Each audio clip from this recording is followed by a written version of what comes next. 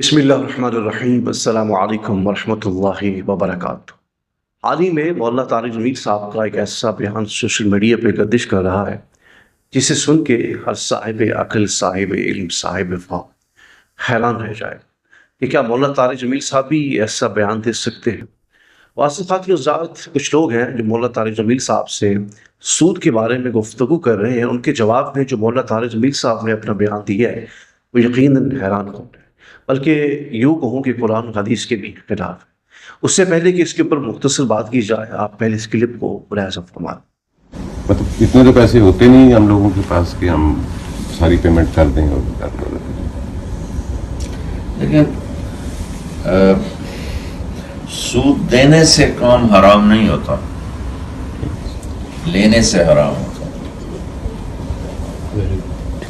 یہ بات سمجھو، سود دینا بھی گناہ ہے اور سود لینا بھی گناہ ہے، لیکن کام حرام ہو جائے، کام غلط ہو جائے، وہ لینے سے ہوتا ہے، دینے سے نہیں ہوتا۔ ساتھی حضرات، آپ نے مولانا طارق جمیل صاحب کا بیان سنا ہے جس میں ان سے سوال کیا گیا سود کے بارے میں، تو مولانا صاحب کو یہ چاہیے تھا کہ وہ واضح کہہ دیتے کہ سود جو ہے یہ حرام ہے، اس کو قرآن و سنت کے اندر حرام قرار دیا گیا۔ آپ اس بات کو ذہن نشین کر دیں کہ قرآن و حدیث جو ہے یہ ہمارے لیے ضابطہ حیات ہے، اس میں اکمل طریقے سے اس میں حلال چیزیں بھی واضح نظر آتی ہیں اور حرام چیزیں بھی ہمارے لیے واضح نظر آ رہی ہیں۔ لیکن مولانا طارق جمیل صاحب کا یہ جو گفتگو کا جو انداز ہے، جواب کا انداز ہے، یہ حیران کر گیا، اس لیے کہ مولانا طارق جمیل صاحب نے کہا کہ سود جو ہے دینے سے کام حرام نہیں ہوتا، بلکہ سود لینے سے کام حرام ہوتا ہے۔